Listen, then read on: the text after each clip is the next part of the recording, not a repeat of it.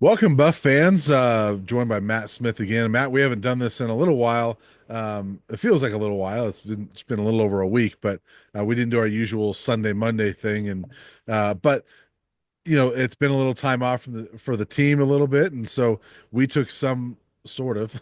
We went to New York and had a fun weekend in New York. Out there for the Heisman ceremony, watching Travis Hunter get the Heisman Trophy. And let's just start there. First off, how are you doing today? But then, secondly, how was your weekend in New York?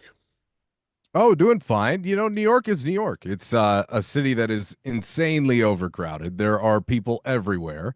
It was a lot of fun. It was a lot of fun. Some good food, finally. It's feels like every time you get a good meal when you live in Colorado, it's like finding the oasis in the desert. So we got some good food for sure. And yeah, I mean, you walked a ton and, good time. Staying in the heart of Times Square for 2 days was sensory overload, though. It felt Yeah, even for me a little bit more intense than Vegas because the lights are brighter in Times Square, and my room was literally right above where the drummers and the street performers were. So I heard them, all the way till like 2 in the morning every night. But yeah. outside of that, I thought it was a good time. City's expensive, but it's fun to have a little change of pace. Definitely not Texas or Kansas or so it was good to get back to civilization a little bit in that regard. Yeah, one thing I missed was, there's a lot of times on these road trips that it's like you got to go back to the hotel and write and do all this stuff. And I'm like, you know what? I got to grab something to eat. I'm just going to grab something on the way back to the hotel, or, maybe just, do a DoorDash type of thing. Nah, not there. It's like I gotta go walk somewhere and find a pizza place, or something like that. Just grab something and bring it back to the hotel. But yeah, expensive, long lines, things like that, but pretty cool. I'm not a big city guy, but it was actually fun. I did most of my sightseeing stuff when I first got there on Thursday, and the rest of the weekend was kind of Heisman focused, but and a lot of work I had to do. But it was fun, like walking to Central Park and walking through Central Park and um, you know, just doing that. So Central Park is cool, by the way. It's I don't know if you actually walked through there, but it's pretty cool. You talk about an oasis in the desert. you know, uh, I imagine for Yeah. those that live out there, it's got to be such a nice thing to get there, and it's amazing how you're walking through it and you really can't tell you're in a massive city. Because I mean, there's a lot of people in there, but you kind of get the city sounds are gone, for the most part. And so it was actually kind of cool to walk through, not completely, obviously, but it's kind of cool to walk through. I think Central Park is a pretty cool area.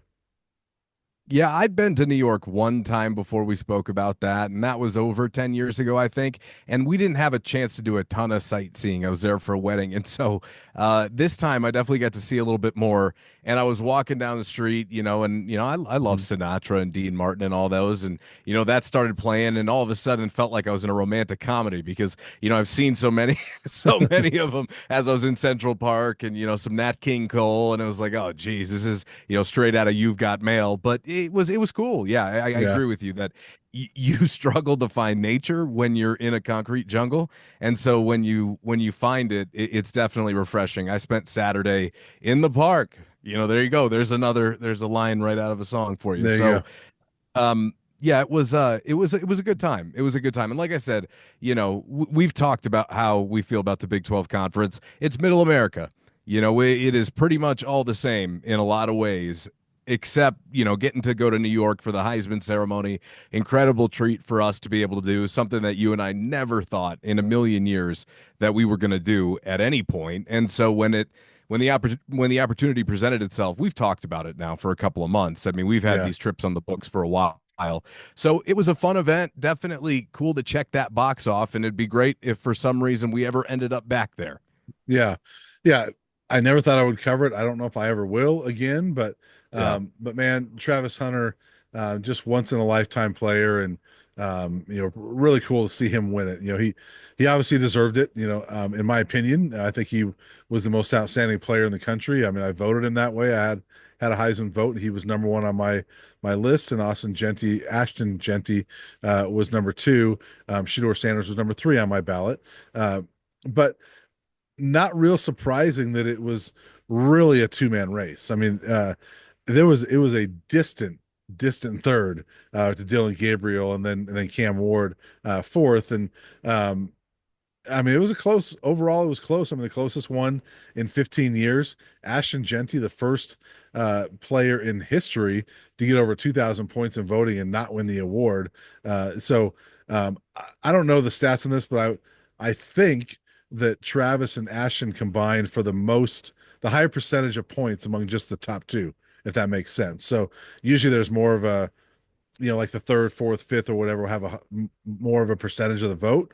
But I think Travis and Ashton took more of those points than any top two before. So it was clearly a two-man race. Ashton, I think, closed the gap, I would guess, conference title weekend when he got to play and Travis didn't. But Travis won it, and I thought that was deserving. Yeah, and as far as the odds go, the voting may have been close, but Travis still did get 250 more first place votes. Yeah, Genty was the unanimous second place guy for the most part, yeah, right? I mean, that right. is on most ballots, he was in second. And so when I look at this race and how it finished out, it makes sense that it was somewhat close as far as, the total overall aggregate. And you and I Yeah. spoke about how at least we had a text message conversation because I would have voted the same way you did. I would have had Travis, Genty, Mhm. and Shadur. Those would have been my final three. Yeah. And we talked about this, and I think it's worth bringing up on the podcast because I think a lot of people still question it. Why Shadur came in eighth?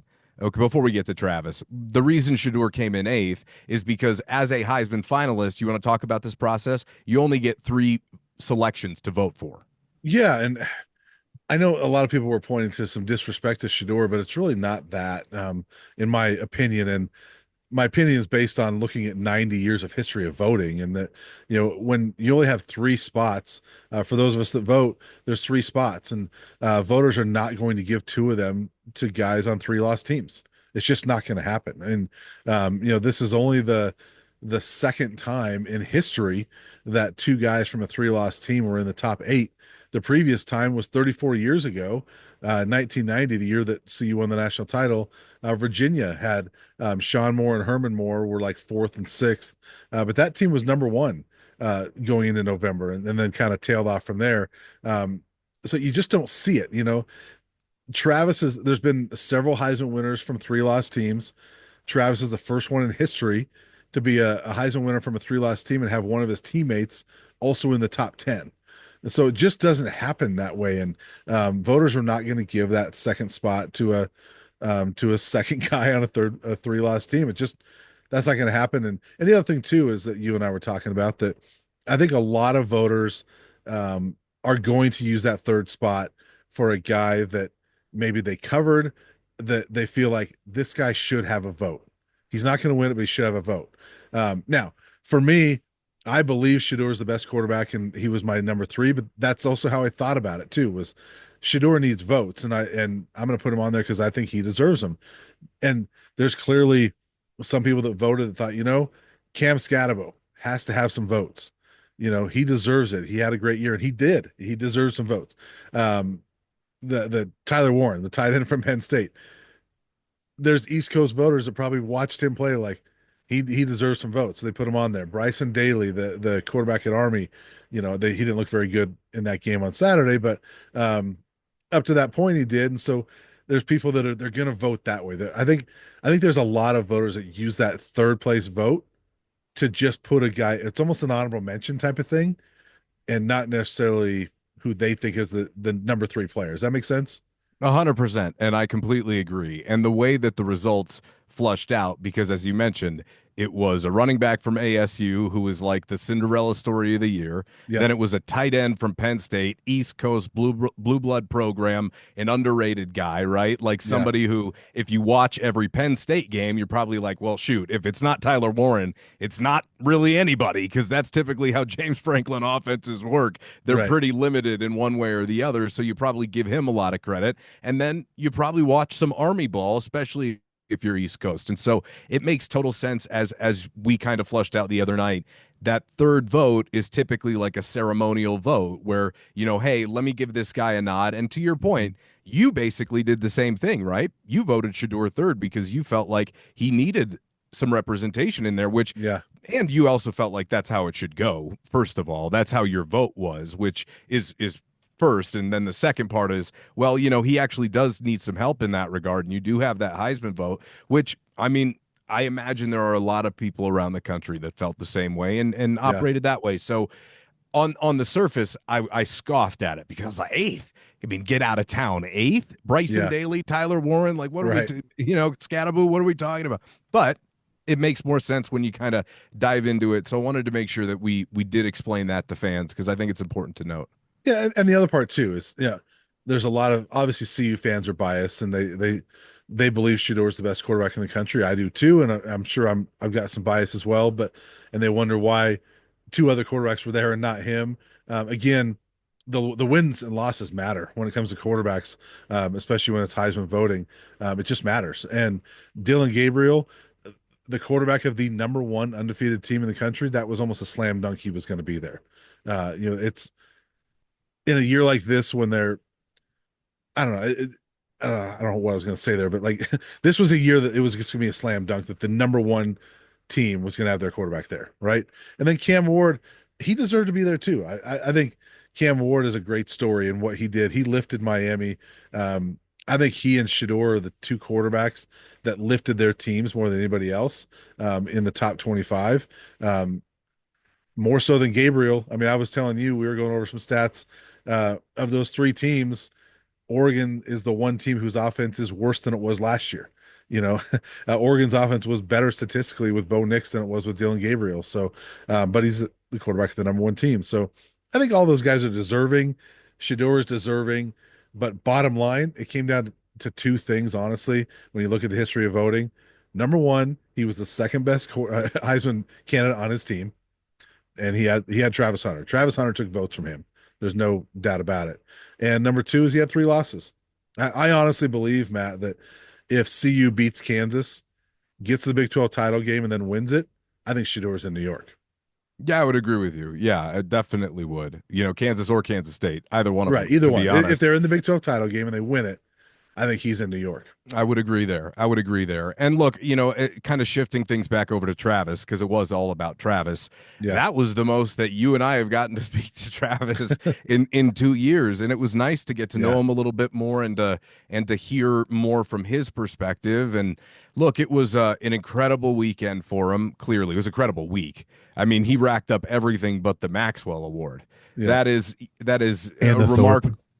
Yeah, we don't acknowledge that anymore. You'll notice I left that out because we don't acknowledge that. What was funny is I was actually looking on the Oklahoma Sports Hall of Fame Uh-huh. website because I was like, I wonder if there's a phone number I could call to figure out who's on that committee because we still don't know who's Yeah, voting for that. yeah, And they got phone numbers. So, Buffs fans, Oklahoma Sports Hall of Fame, you want to go onto their website. The president lists his office number there. There's like three people with their office numbers there. Start calling and figure out why because I don't know. And again, to the point is that it was a remarkable week, and it wasn't just Colorado history that Travis was rewriting. It was college football history, right? I mean, he finishes with 6 individual awards, which was your number, which is the second highest individual total in a season ever. yeah. Which is just remarkable, and the first player ever to win the Bolitnikoff and the Bednarik, like that is insanely Fir- impressive. First player Insane. ever, even more so, the first player ever to win an offensive and a defensive trophy. Exactly.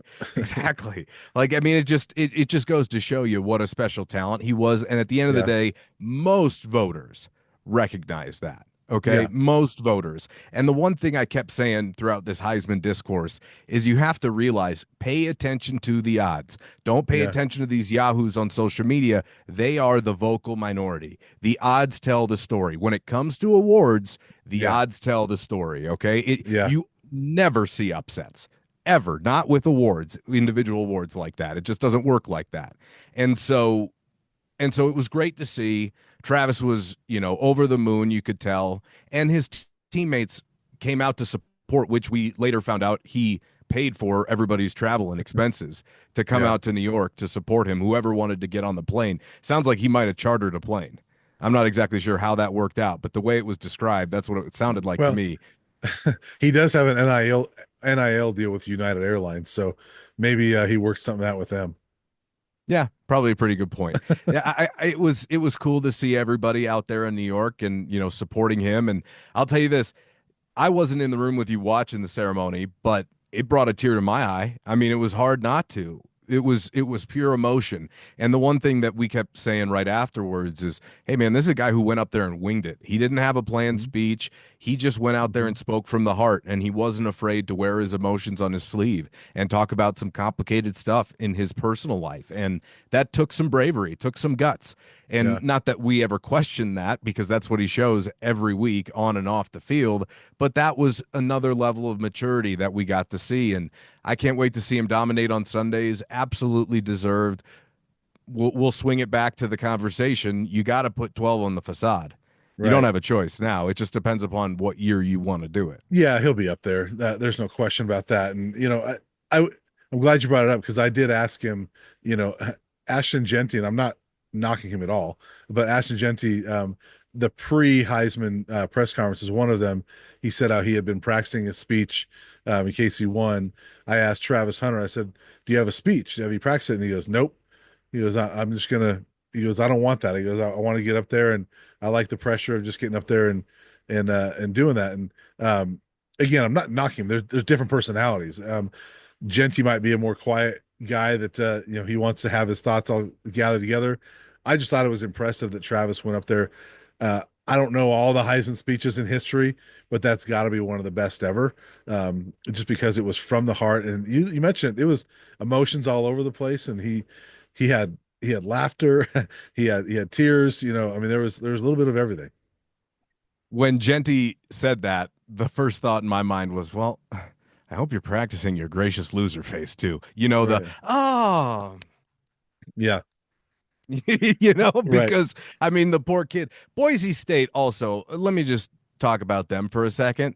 If they wanted him in the Heisman campaign, they should have been campaigning earlier. You've got to Yeah. do some of that stuff. They ripped off CU's hashtag, and at the end of the year, it got nasty, and a lot of it Yeah. was coming from their side, which just, another example of CU doesn't shoot. They don't shoot. Yeah. That's what Coach Prime always says. Everybody comes at them. They don't talk about anybody like that, except with glowing respect. And yet again, another example of kind of the effect that Colorado can have on certain people. So, look, I'm glad that it's over and it's done with. An unbelievable experience to see Trav rack them all up and Shadur as well with the golden arm. We can't forget that. And Yeah. and look, it was deserved recognition for one of the greatest college football players we've ever seen. Yeah. And to your point also, I mean, Shador actually, I don't know if I think it was right after the Oklahoma State game, that post game, he was asked about the Heisman and he said, "Look, Ashton Genty is fantastic." He goes, "I'm not going to say anything bad about him. He's having a great year. I just think that Travis is the best player." And that's what CU always said coming out of that. And so credit to them for that. They didn't fall into that No, trap. no. And so but yeah, it was a great moment for Travis, and it was cool to see him and hear from him more than we have. And um, he's got a great personality. You hear that all the time, and the little bit we've been able to talk to him, we've enjoyed it. And it was good to see him more this past weekend. And heck of a suit, by the way. And Oh yeah. it was funny, by the way. I was talking to somebody about the four uh, finalists, so we're up there, and they're up at the press conference together, and I was talking with somebody. We said, those four guys, you could just like read the room a little bit with those four guys, and it was Travis had this kind of like, I'm gonna win this thing, and I'm ready for my moment. Ashton Genty kind of had this like, I think I deserve it, but I don't know if I'm gonna win it. Dylan Gabriel had this like, I'm not gonna I'm win just this happy to thing, be but I'm here. glad I'm Yeah, here. why am I here? Yeah. And Cam Ward had this feeling like, I'm not gonna win it. Why the heck am I here? Mm-hmm. you know 100%. and so Yeah. that you could kind of see that was kind of the vibe around those four. But hey, No, Travis I'll, knew, and so did we, by the way, with the yeah. pre. I definitely, by the way, would not have suggested the Heisman picture if I didn't know that thing was signed, sealed, and delivered. That would have been a little gauche, I think, to Which go one? there and to all do the Colorado Media Heisman post. Oh.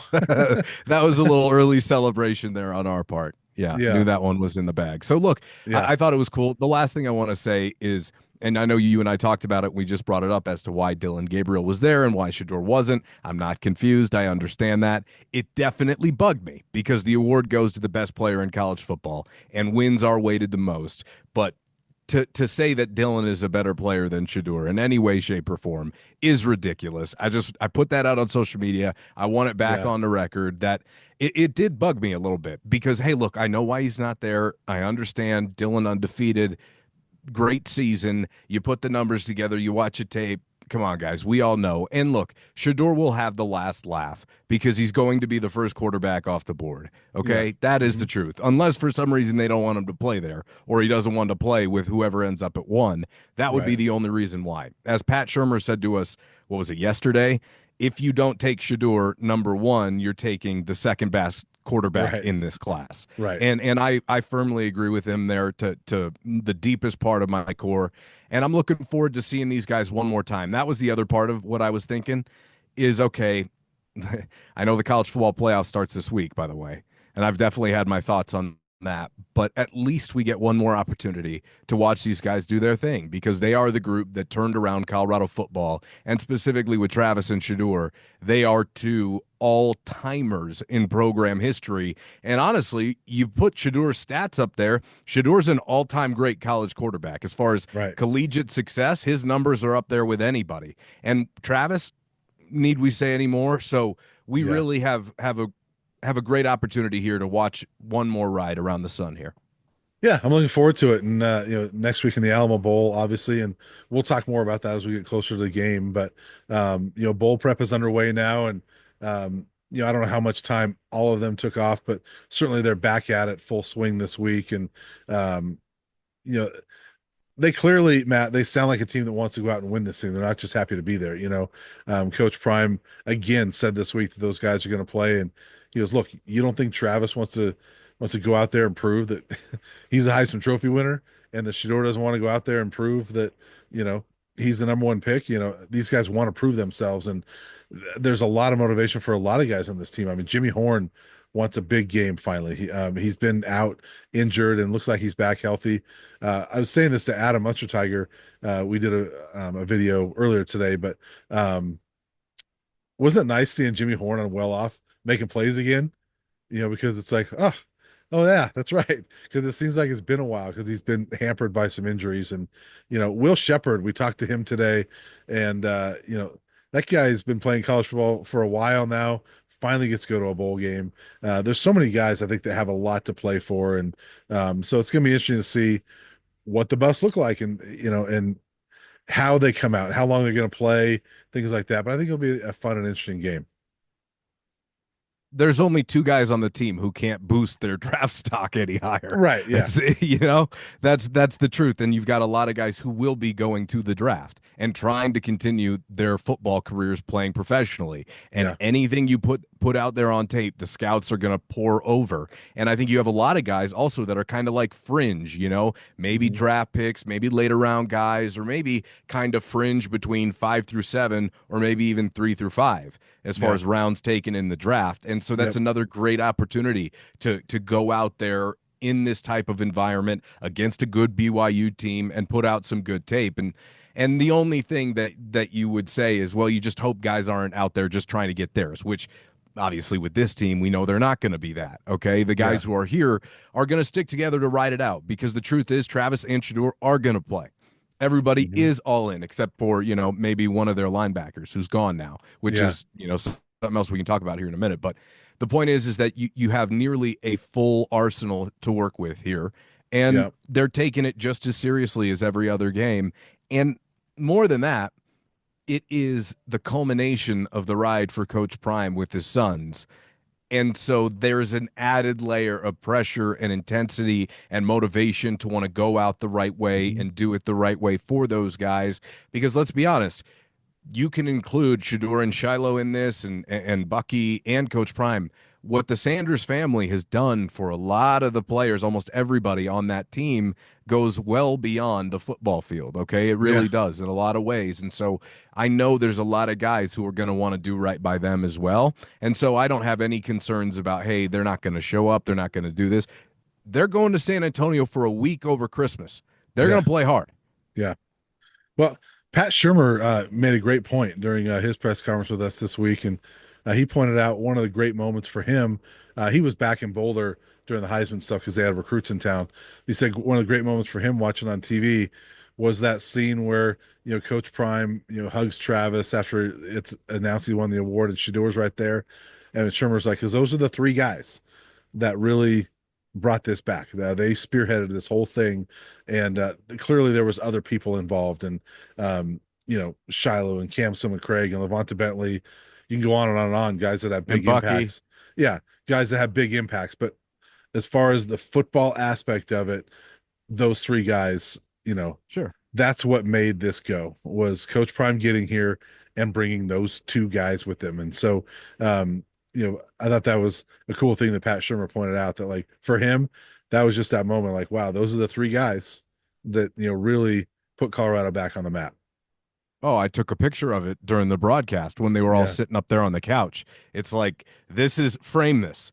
Yeah. I mean, whoever would have thought that at Colorado this could be possible?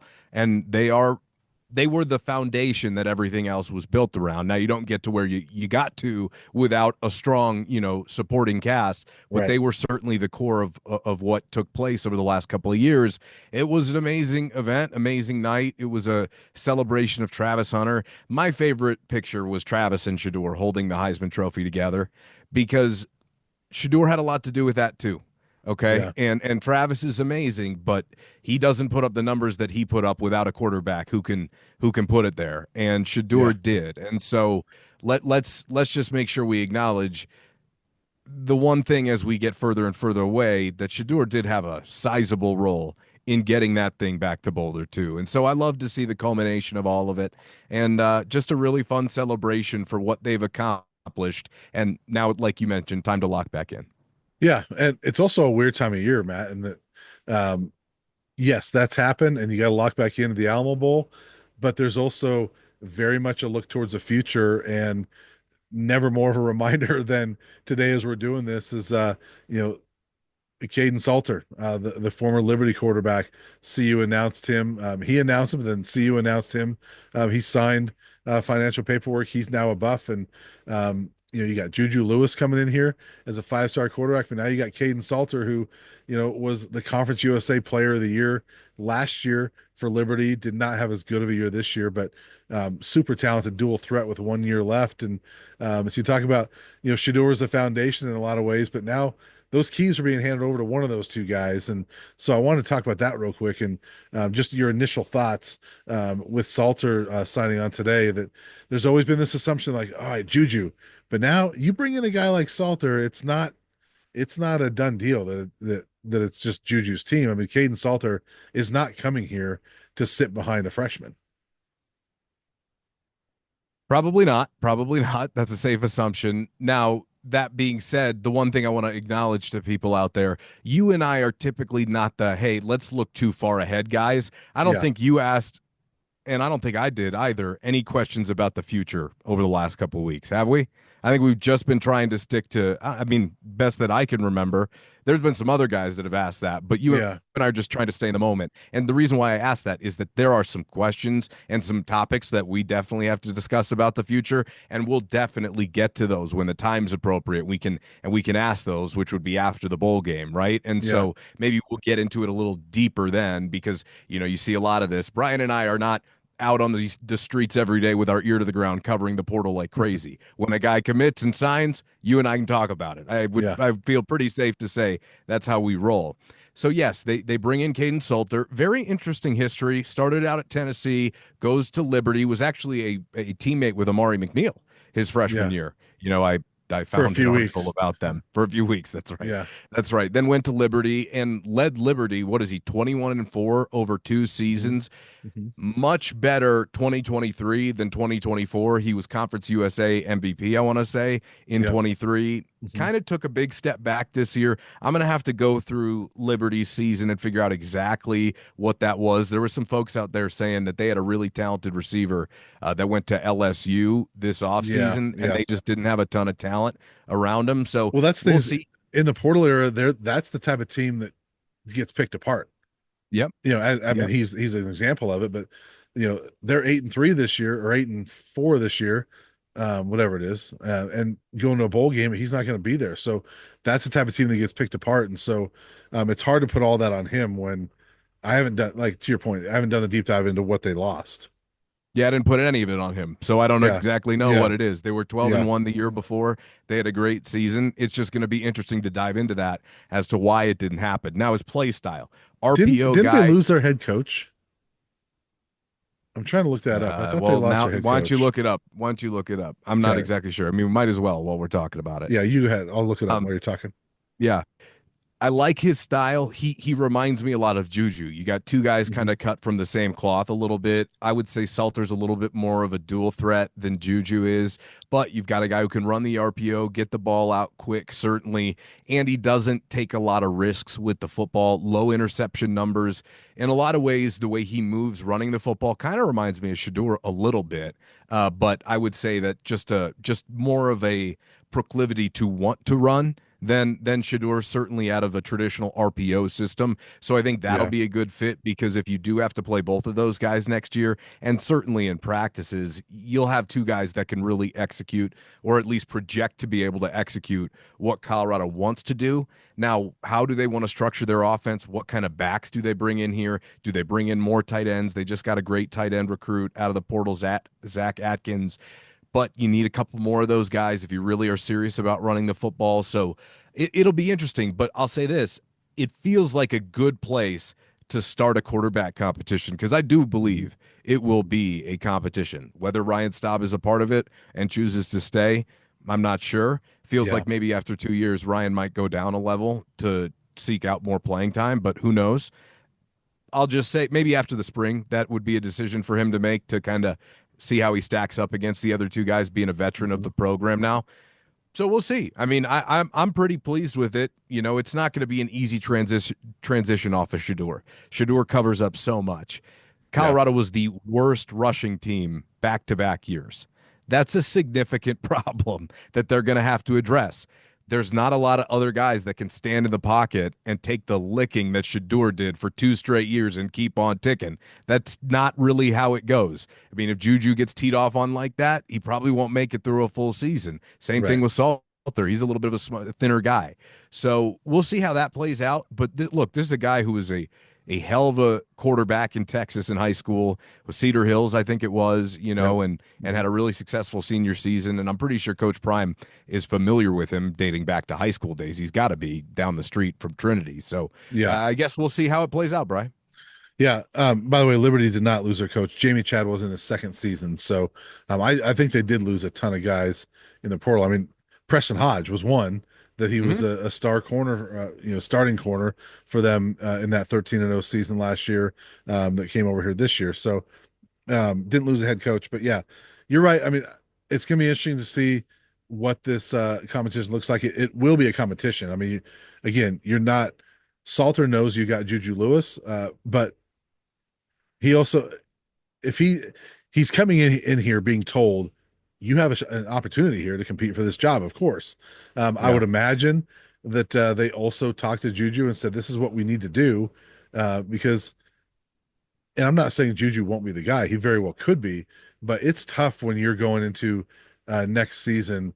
If you don't get a guy like Salter and you're putting all your eggs in the basket of a 17-year-old freshman quarterback that not only is a freshman but will be a early freshman. I mean, he's still midway through his junior year of high school and he's going to be here in a couple of weeks. So he's a very, very young freshman. That I like this move that you get a 1 year guy. It's funny. Pat Shermer told us this yesterday, right? He knew what was coming, but he's like, we're looking at kind of a 1 year guy. Recruiting's going well. He knew what was going on, you know. It's a But bridge quarterback. That's what they yes, tried to find. but that's this is what I thought they should do. And again, not that if Juju beats him out, then that's great. That means that means Juju beat out a really good veteran quarterback, and the Buffs are in good hands. But I like this move in that you do have a bridge quarterback, and you can tell Juju like, look. if you're not the guy, you've got 4 years after this, and you've got a year to get your body ready and to learn a college system, and then be ready for 4 years of playing football when you're even more physically and mentally ready. Not that he's not now, but he'll be more so even a year from now. So um, I don't know who's going to win it, but it's going to be a fun battle to see how. I'm not sure there's been a top two as good as this, right? Oh God, no. Two, Like maybe Montez and Lufau. Yeah, you maybe, probably yeah, put them until yeah, proven otherwise. That's what yeah. I would say. Yeah. But So even so then, like we didn't Montez was not we didn't know at the time that Montez was that young that he was gonna be that good. I mean sure. I he just meant was from having right, those right, two right. guys. Yeah, Yeah. in hindsight, yes. But clearly at the time Montez was like a, not very highly recruited guy, coming out of El Paso. And but yeah, it might be, since Montez and Lufau might be the best duo that the Buffs have had. I would say so. I mean, at least in my time around the program. Yeah. The other thing that you brought up, it was good to see they brought a transfer in because there was a thought that, hey, look, Juju came to Colorado to start right away. That Yeah. was why he came here. At Hmm. least that was the prevailing narrative. And there was also a thought that maybe they told him, hey, look, to get him from some of these other schools, it's your job. You've got the keys right away. But that would go against everything we know about the program and we know about Coach Prime. He Yeah. wants competition. It's all about competition and getting better every day. And look, I mean, if you're not good enough, they'll bring in somebody else who can do the job. And the truth is without a transfer, that would have been a concern. Or if Juju got hurt, then it would have been a major concern. Yeah. So here you are in a position where you feel pretty good. If he's not ready through the spring and he shows that maybe, okay, there's a little seasoning that needs to take place, which is very possible, then they have an option of a guy who's won over 20 games in college and has a Yeah. 21-4 record as a starter coming from a lower level. They just had one and it worked out pretty well. And so now you feel much better about the floor of this team next year, in my Yeah. opinion. At least I do. I think the floor is much higher than it would be if you just rolled forward with just a 17-year-old and Ryan Staub. Yeah. And it's a totally different position, but you even look at And the Jordan's. ceiling for that matter. Sorry. Yeah, a totally different position. But you even look at like Jordan Seaton this past year, 5-star, the number one offensive line recruit in the country. By his own admission, he did not have a great spring. He was roughed up a little bit in the spring, and his head was swimming. And I would say didn't have the greatest September. And then I thought he played really well, most of the year. But he took some time to get going a little bit. And so at quarterback, I think it's even amped up a little bit more. And Oh again, not yeah. saying that Juju cannot do it. I'm not saying that at all. I'm just saying that I love this insurance in case he's not ready. And the other thing to watch now, Matt, is what does Ryan Staub do? Does Ryan Staub look at this and say, well, geez, now I'm number three. Do I really want to stay here? If he does, I think you're in really good shape 1 through 3. If he decides to move on, I don't think anybody would blame him. But then I would look at CU probably adding another transfer of that type. Someone that maybe hasn't played much yet, but wants that change of scenery and is okay being a backup, but a veteran type of guy. So I don't think they're done remaking that quarterback room. I think I think we know who the three main competitors are going to be. You have to throw Staub in there if he's going to be here, because he's been here, so you have to throw him in there. But it's going to be interesting to see how that quarterback room shakes out. And like Coach Shermer said, he goes, look, every year you're going to remake these rooms. That's just the way it is in the transfer portal era. And Dominique Ponder's in there, and they Yes. like Yeah. Ponder too. Yeah. They've talked about him as well. So Hmm. I'm not concerned. If we've got to talk about their third string cornerback this year, then we got bigger problems. Now that being Yeah. said, to your point, it's about the quality depth and Hmm. improving your overall program depth. And if Yeah. Staub, like I said, I think Staub, what he should do is stick around probably through the end of spring. And if you're Yeah. going to go get a starting gig at a smaller school, just go after spring. I don't think that's a problem. I mean, the truth is he going to beat out those other two guys? Probably not. And so this is kind of the Trevor Woods dilemma from last year, at least in my opinion. Like, hey, you're not the plan. You've got to know that no matter what happens, they're going to have a different plan because you're Yeah. not their guy. So the writing is on the wall for Ryan Staub. If he chooses to go because he wants more playing time, I don't think anybody would blame him. And honestly, Coach Prime even brought up at the end of the year presser last year that he didn't think he was going to stick around this year. He said, I'm sure Ryan had won a better opportunity at some other places. I Yeah. remember that in Salt Lake from him saying Yep. that. So Mhm. I really would not be surprised to see his name hit the portal. And honestly, I think he's got some good stuff for a lower program that should take a look at him. I really do. Like even a Mountain Yeah. West team, I think, or a Pac 12 team now. Sorry, the Pac 12, the Crab 12. I think that it's going to be interesting. It's going to be interesting to see what his future is. But again, I feel infinitely better about it now, about their position heading into next year, just because Yeah. you do have options. I'll say this. I think Ryan Staub would have been a nice quarterback in Colorado for a lot of the last decade too.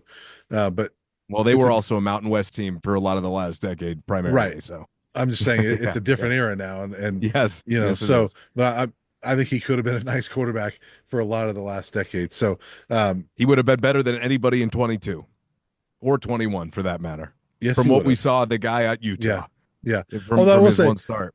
I don't want to go down a whole rabbit hole, but like Owen McCown is a pretty good young quarterback, Yeah, and he was not quite ready in 22.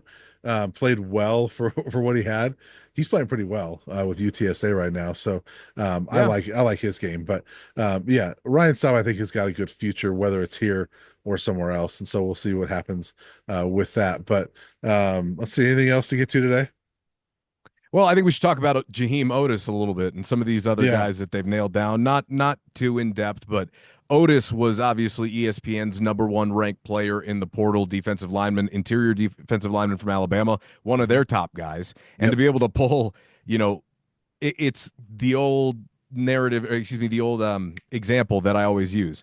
First year, they were recruiting the guy who was sitting next to the water boy on Alabama's bench. The next year, they were getting the second or the third guy in the rotation who did see some snaps, or at least would have figured to, right? I think about Anquin Barnes. Well, now you're getting top guys. yeah, And so it's a good indication that you're developing there. It'll be interesting to see because now you don't have the recruiting pool that Travis and Shadur allotted you, at least in the portal. And yeah, when I say that, I'm talking about upperclassmen who've maybe got a year, two tops, and are trying to win now.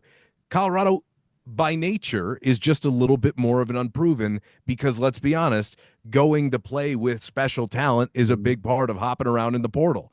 And yeah, so now I think it's just their recruiting efforts go up. Right now, you got to convince these guys that you may not be playing with them. We're bringing you in to be them, to yeah, be those guys for us. And so I'll be interested to see how that plays out, if there's any effect on that whatsoever. They just got a safety from Oklahoma, the kid Vickers. He looks like a good ball player. And, mhm. Atkins, we brought up a little bit earlier, Lightfoot out of Fresno State, the center from Louisiana Monroe, the linebacker from Jacksonville State. Didn't they get another linebacker from Elon too? No, not It was a yet, defensive player. not Or maybe yet. they were talking to that guy. Yeah, The point was is that they have clear targets that they're trying to go out and identify, yeah, but I think they're not in the position that an Ole Miss or an Oregon is, or maybe even a mhm, Texas Tech, if you've seen what Texas Tech has done in the portal so far. But yeah, I don't think they have like top 5 resources in the country. They're probably looking at like top 30 resources in the country. yeah, So not having Travis and Shadur, does that affect you at all? Like, that I think is interesting because I think if you were let's just put out a Chidozie Wonkwo. Okay, let's yep, just throw that name out there. Maybe you had an offer to go to a different school for more money, but having Travis and Shadur kind of offsets it because this team is going to win ball games because you're playing with this type of a talent. So maybe that kind of balances the scales a little bit if it's just a yeah, 1 year situation. I don't know. We'll see how it plays out, but I'm looking forward to it because it's a new chapter. Like that chapter's closed now. yeah, You do have to reset the way you do things. You lost a lot of the players that you came in here with because they've been with you for a long time. You got to do a little bit more to reset the culture and to maybe change the way that you operate because 2 and 12 are that good, that special, and cover up for a lot. I'll tell you this, you're not going to have two guys calling as much of the offense and the defense next year as you right. did this year. That's for sure.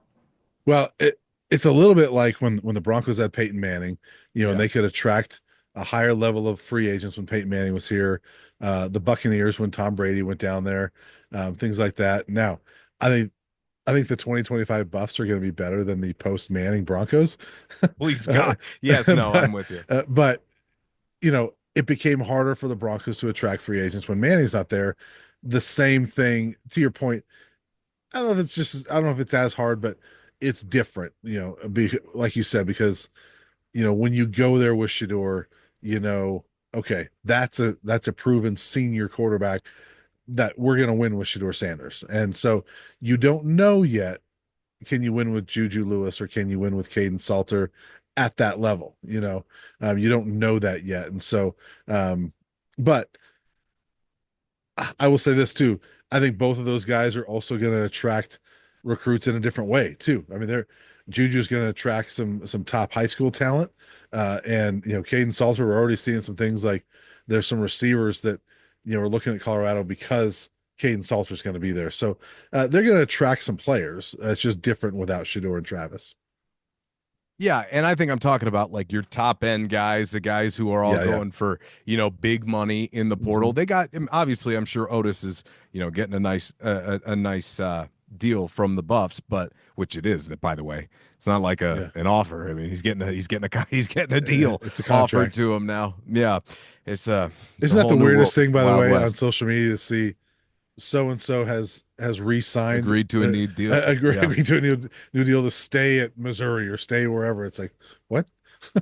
It's just the This ain't weirdest thing. Kansas anymore, Dorothy. I No, it's mean, not. that's what So it feels like. So, look, I think it's interesting, and I can't wait to see what they do with the rest of the class. And yeah, I completely have faith that they have guys, especially now heading into year three, better coaching staff, a year of all these guys together. They know what they're looking for. They know yeah, what they're looking for, and they have some targeted positions of need, which is why I bring up Otis. That is more or less Wonkwo's replacement, which is yeah. important Hmm. because what did we learn this year? You want to win ball games, you got to be able to stop the run. Hmm. The other part of it is run the ball. And luckily for them, they had the best quarterback in the country that kind of erased, for the most part, the need to do a lot of Yeah, the stuff that you're going to need to do now. So when we talked to Coach Prime after the Utah game last year, and he said to me, priority 1A is running the ball, 1B is stopping the run. They did one of those things this year. yeah, And the other one they did just enough to help them out, okay? Because they were so good around it. But yeah, next year it's got to be you really need to see the jump that you saw stopping the run from year 1 to year 2 in running the ball from year 2 to year 3. yeah. I'm not even sure the inability to run the ball hurt them that much this year. I At times, it did at times, but I'm like, you look at the three losses, and it's like what killed them against K State was not stopping. I mean, that was defense. Their I offense don't was know. I mean, that was their the offense. worst rushing game in program history though. They were 5-0 when they eclipsed 100 yards Yes, I know, but I this mean, season. but I'm saying like even with that, like the Kansas game, right? They averaged more yards per play than they had up since week one. So the offense was fine that day. It was just they couldn't stop them at all. You know, I don't want to bring up old stuff, Brian. I, My point is I is that know. is that I'm yeah. just saying, you know, yes, it hurt. It would have been nicer to have the run game, and maybe If if they you had a have running game, they'd be in the playoff. right, and if you have the running game, maybe you keep the ball longer against Kansas, and it looks different. So, um, I understand all that. I'm just saying that, a couple of those losses, I thought their defense was a bigger issue than the run game. Like For the sure. point is, even without a run game, they won 9 games, and probably still could have won 10 or 11, even without a run game. So, but yeah, next year I think it's gonna be different. You better be able to run the ball. What they average 70 yards per game this year? Was it even Was it 70? that much? I don't I'm think not it sure it was was that that much, much. but Yeah. you've got to be 125. You And almost by got to the way, double it. you have to be 125. Let's just nip this in the bud before people get in the comments. They already probably paused it. We understand the screen game is an extension of the running game. We understand Yeah, that. We understand sacks are factored in, and that equates yeah, to it as well. But the fact of the matter is, they still had one of the worst rushing attacks in the country right. in back-to-back seasons. Okay, so don't tell us we don't understand that. We Yeah, get it, but it's just a way to do things differently. Just had yeah, to get through. I mean, there's a preemptive strike there on my yeah. part. I would love to see whether it's a Gustive or Welch or whoever, one of these guys just be that downhill runner that, you know, I don't know if they're going to have one of those running backs that's going to be up there with a Devin Neal or a DJ Giddens, things like that. But I'd love to see one of these guys be close to that. You know, There's some of those guys in the portal, by the way. Some of the guys yes, we talked about who have been accomplished rushers who have done it before. There's yeah. like 4 or 5 of them I've seen floating out around there. Mhm. That would be the one that would really fire me up. A couple of those dudes. Sign me up for that.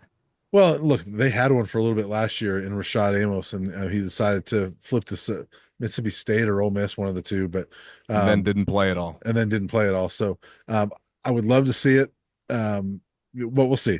We got plenty of time to talk about all that stuff, but we just kind of want to catch everybody up on some of the news and give our thoughts on New York. And Matt will be back next week and talk more Alamo Bowl. I don't know about you, but I haven't. I watched BYU a lot this year at times, but I haven't really sat down and looked at them too much leading up to this game. I want to do that a little bit more before we talk and give our previews, prediction, all that. Which, we're still what 10 days away from the game, so not ready for predictions yet. We'll do that. What we need to do is our next one should be live from San Antonio, and give our predictions then. Okay. And then I guess we'll wait to do our end of season awards after the bowl game. Yeah, we got to do that after the bowl game. Let's wait till the very end, and let's have one more data point. Although I don't think it's going to Yeah. change anything. No. I think we know No. who the MVP and the Offensive Player of the Year and all that's going to be. So, yeah, we'll wait till that because we got too much to get to right now. But yeah, I think that'll do it for us this week, Matt, and we'll catch up next week. Sounds good, buddy.